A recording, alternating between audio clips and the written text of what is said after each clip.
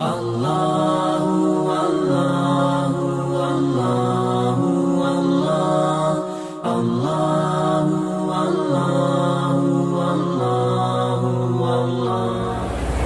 I'd like to introduce to our keynote speaker, Dr. Noorani.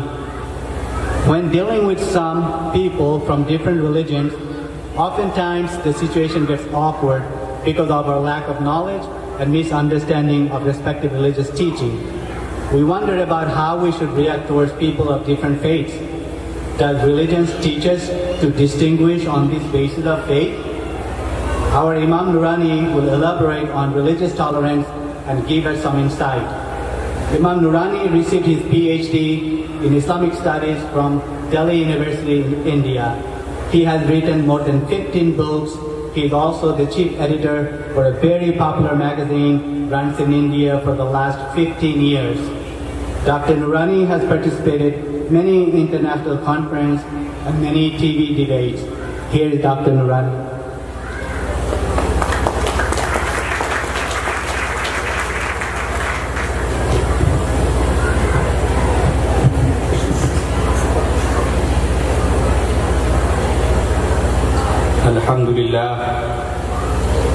الحمد لله وكفى وسلام على عباده الذين اصطفى أما بعد فأعوذ بالله من الشيطان الرجيم بسم الله الرحمن الرحيم يا أيها الناس إنا خلقناكم من ذكر وأنثى وجعلناكم شعوبا وقبائل لتعارفوا إن أكرمكم عند الله أتقاكم صدق الله مولانا العظيم. Respected guests,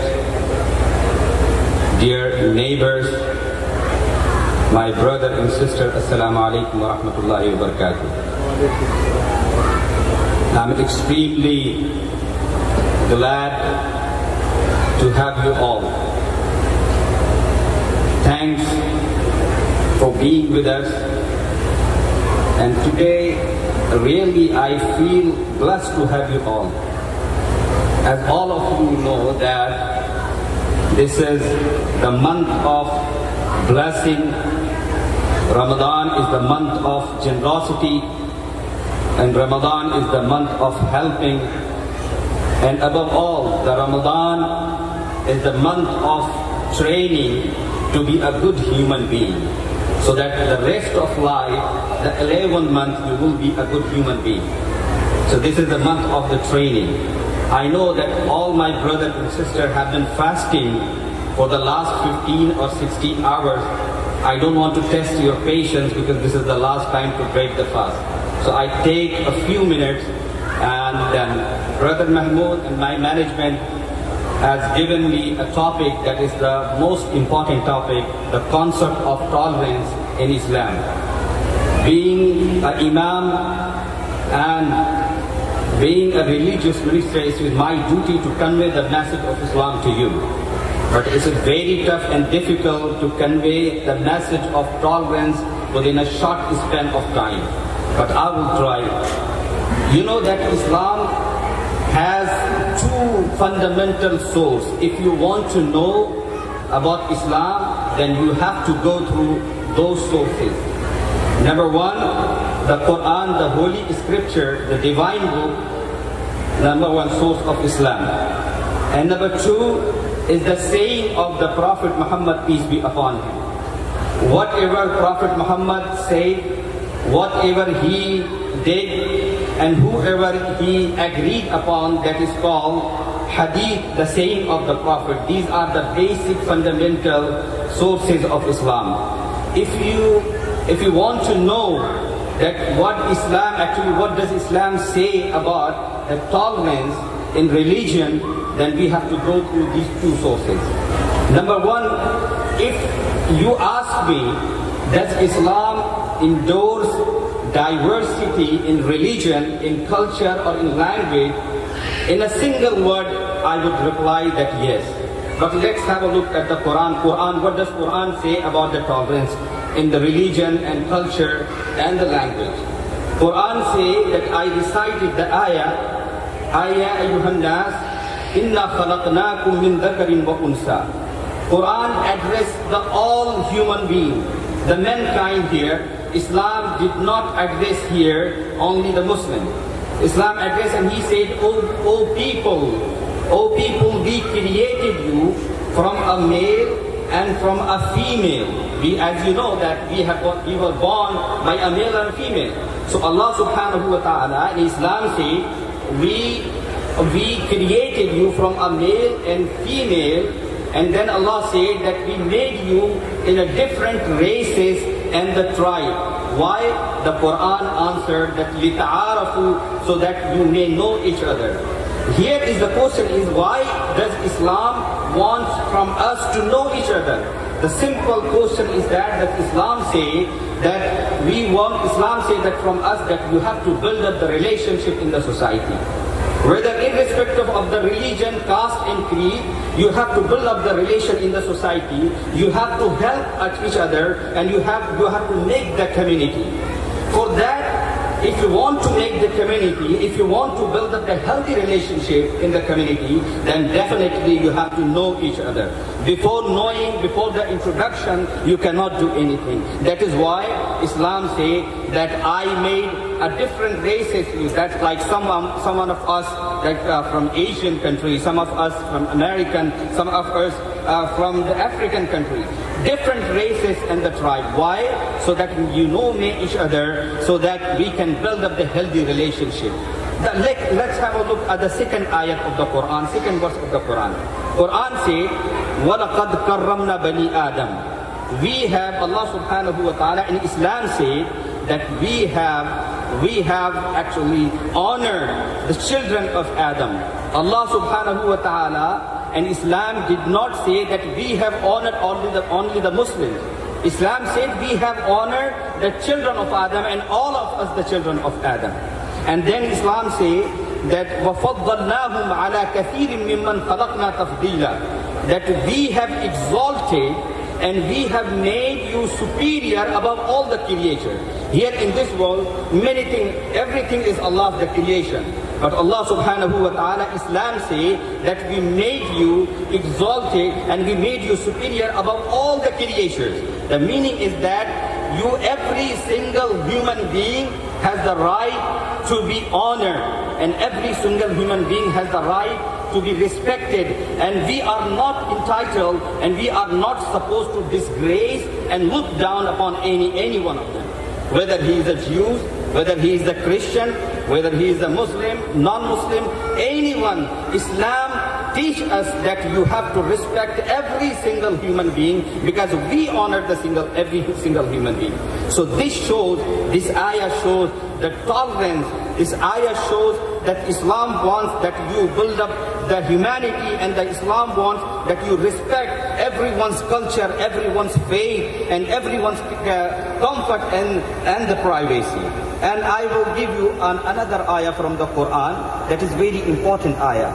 You know that the justice is a key to establish peace in the society. If you cannot do justice, it creates intolerance. It creates actually the polarization and the division in the society. Because someone, if he does not get the justice, then he feels to be cheated and he feels to be deprived. And in that case, he stands up against the government and sometimes against the state. In this way, that is why Islam encourages every single human being, especially Muslim, that you have to do justice in any case. And Islam said in the Quran, Ya ayyuhalladhina amanu kunu qawwamin. Oh, you who believe. Here Islam addressed only the Muslims. He said, oh, you who believe, be upright to God. And he said, Lillahi qawwamina lillahi shuhada'a bil qist. Whenever you bear the witness, only bear the witness, true witness with justice. Whenever you want to bear the witness, bear the true witness with justice. And Islam said that is the remarkable sentence, وَلَا يَجْرِمَنَّكُمْ شَنَآنُ قَوْمٍ أَلَا أَلَّا تَعْدِلُوا اعْدِلُوا هُوَ أَقْرَبُ لِلتَّقْوَى. Then Islam said that let's not the hatred of any certain people. This is the remarkable sentence. I want to draw your attention on this sentence of the Quran. Quran says, let the hatred let the bigotry of not a sentence, not a certain people, okay, encourage you or stop you from doing justice. In any case, you have to do the justice.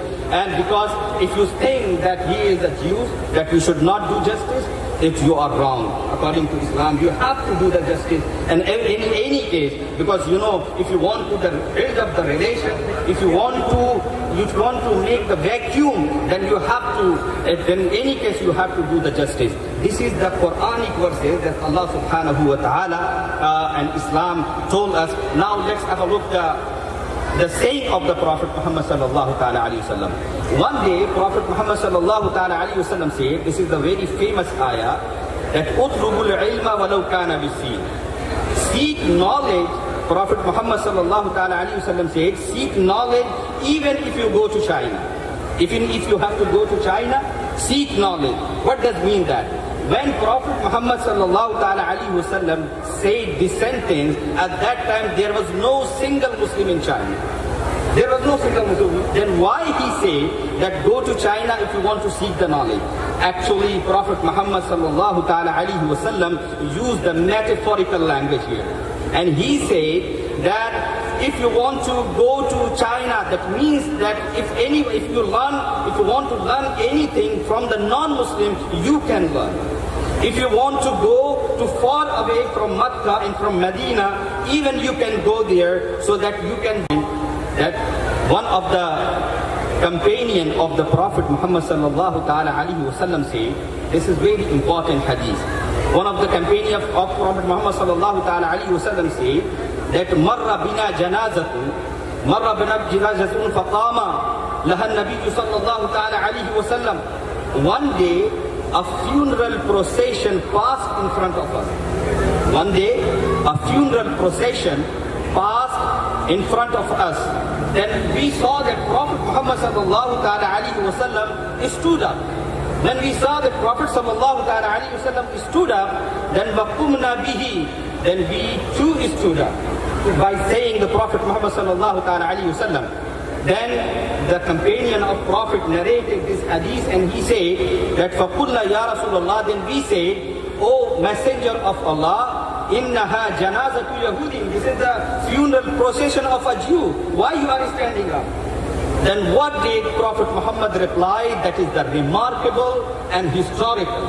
Prophet Muhammad sallallahu ta'ala alayhi wa sallam said, faqala alaysat nafsan, is he not a human being? Is he not a human being? And after that he said, the Prophet Muhammad said that فَإِذَا رَأَيْتُمُ الْجَنَازَ فَقُومُوا, whenever you see the funeral procession, you have to and you should be stand up. Whether this funeral procession is of the Jews and the Christian or anyone, you have to stand up in regard of the funeral procession. This is actually the education from Islam. We know that Prophet Muhammad sallallahu ta'ala, and we believe that. That is why let us see that we have here in America almost 6 to 7.5 million Muslims in America. 6 to 7.5 million Muslims in America. And they came from Asian country, they came from African country, they came from different walk of life. But let me tell you that they're proud to be American. They identify themselves American. They do not identify themselves that they are Indian, Pakistani or Bangladeshi or from any country. They're proud to be American. Why? They want to build up the healthy relation with the community of America. That is why they call it. And let me remind you that American Muslim organizations support variety of the religious, civic, artistic and feminist organization to build up the relationship in America. And most of that interfaith dialogue, interfaith dinner has taken forefront on the agenda of the Muslim to build up the relation. That is why today we called you, we invited you to fill the vacuum. Actually, we want to bridge the gap, whatever the media misled us. Some of the people misled us. Some of the people misunderstood the Islam. We want to clarify that we want to make a healthy relationship with American people, with every single one, whether it is the Jews, Christian, or anyone, doesn't matter, Islam says. And most of that, you know that many Muslim organizations often collaborate with White House.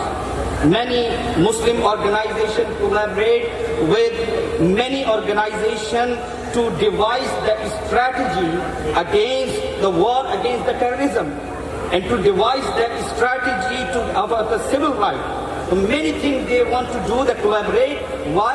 They want to build up the healthy relationship. They want to promote the tolerance in the society. If someone, and the very few people, there is no percentage of those people, if they want to create division in the society, we condemn them at all. Because we follow the Prophet Muhammad sallallahu ta'ala alayhi wasallam, we follow the Quran, we follow the Islamic sources, and according to Islamic sources, we have to respect all the human beings, whether he is the Jews, Christian, or any non-Muslim. This is the message from the Quran, from the Al-Amin Center. Thank you very much. Jazakallahu ta'ala.